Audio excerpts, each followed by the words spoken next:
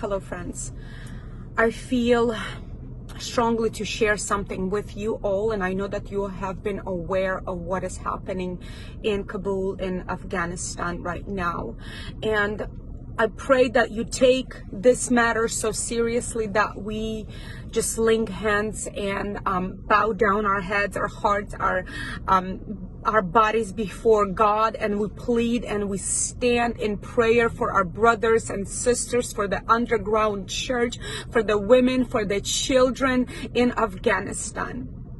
Last night we were in connection with one family that are currently there in Afghanistan, and the wife clearly said, my husband, nor myself, nor my children, my older children, will deny Christ. We are ready because they are coming for us. And the cries that we heard from the outside, from the streets, and the guns and everything was, and the chaos that was happening, it was such a terror. It was something that I've never heard before.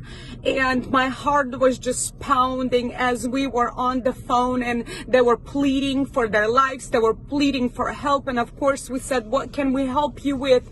And they said, I kid you not, we could feel the prayers. We could feel the church praying because the boldness is arising and our faith is arising, and we are ready to face what is coming.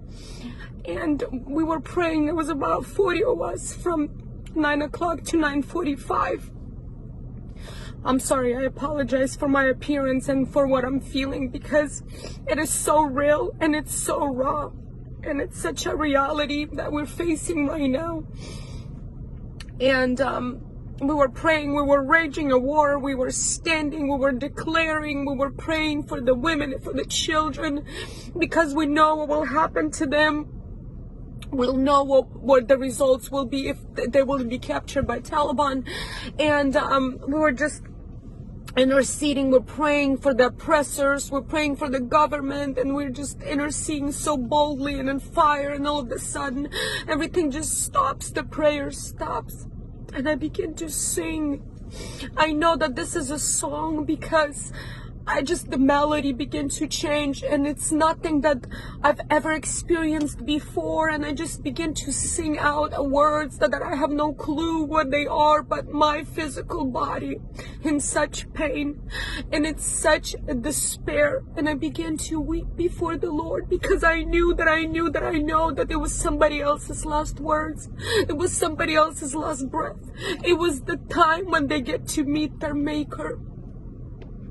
And I wept there for another hour. I couldn't sleep until like 2 o'clock in the morning, and I was just in such pain.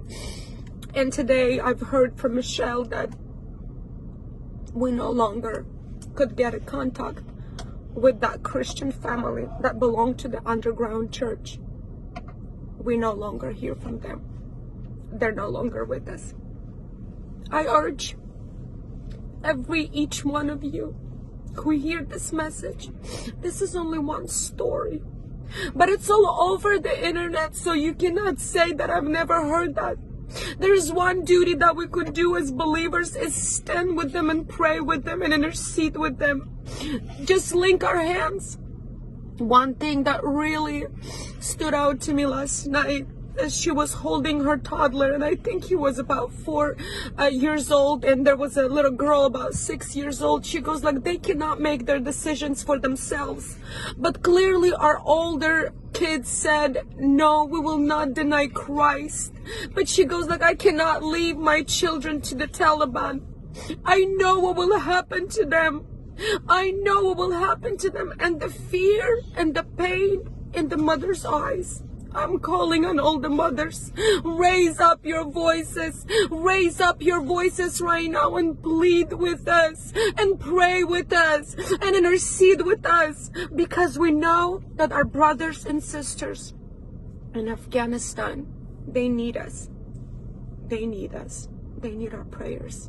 May God bless you, and may Holy Spirit speak to you. Do not be silent. Do not be silent, and go on with your business. Go on with your life, with your pretty life, when you have roof over your head, when you have food on the table, when there's no war and no bullets flying. Do not be silent. God bless you.